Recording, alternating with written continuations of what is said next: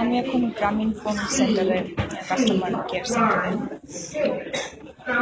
আপনারা কোটি কোটি টাকা খরচ করে বিজ্ঞাপন বানান, আপনারা বায়োমেট্রিক্স কি হাবিজের পদ্ধতিতে সিম রেজিস্ট্রেশন করার জন্য মাথা খারাপ করে ফেলছেন, কিন্তু আপনাদের এত বড় সেন্টারে পানি খাওয়ার জায়গা নাই কেন?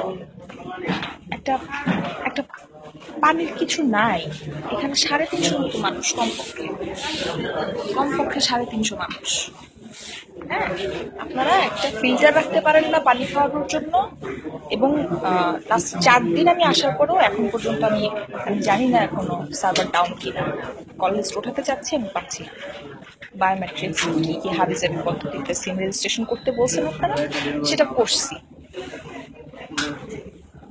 আমি একজন কাস্টমার হিসেবে আমি চাইতেই পারি অনলাইনে ফোন করে সার্ভারটা ডাউন আছে নাকি ডাউন নাই সেটা আমি জানতে চাই, সেটা আমার অধিকার।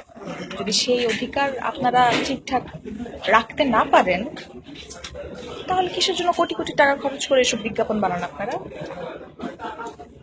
আজকে আমি প্রশ্ন আজাদ, আমি প্রমিস খোদার কসম আমি বলে যাচ্ছি, আমি জিপি কাস্টমার কেয়ারের সামনে দাঁড়ানো, গুলশানে আমি। আজকে যদি সার্ভার ডাউন হয়ে থাকে, আমার বংশে কাউকে আমি জিপি ইউজ করতে দিব না। এবং ফেসবুক লাইভেও আজকে আমি এসে বলবো। প্রায় 2 লাখের মতো মানুষ আছে, তো তারা দেখবে। আমি ওয়েট করছি, দেখা যাক। আমার টোকেন নাম্বার দেখি।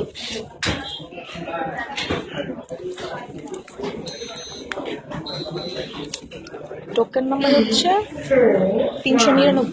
আর কাউন্টার এখানে কয়টা? 8টা কাউন্টার। 8টা কাউন্টার দিয়ে আপনারা 450-500 লোকজন আপনারা ঠিকই হাতায় নিচ্ছেন। আপনারা টাকা নিচ্ছেন, আপনারা মেগাবাইট বিক্রি করছেন, সবাই ব্যবহার করছে, কিন্তু ঠিকঠাক সার্ভিস আপনারা কেউ দিতে পারছেন না।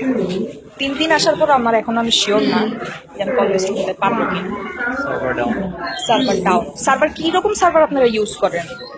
কি অশিক্ষিত মূর্খ লোকজনকে দিয়ে সার্ভার বানান নাকি আপনারা? গ্রামীণ ফোন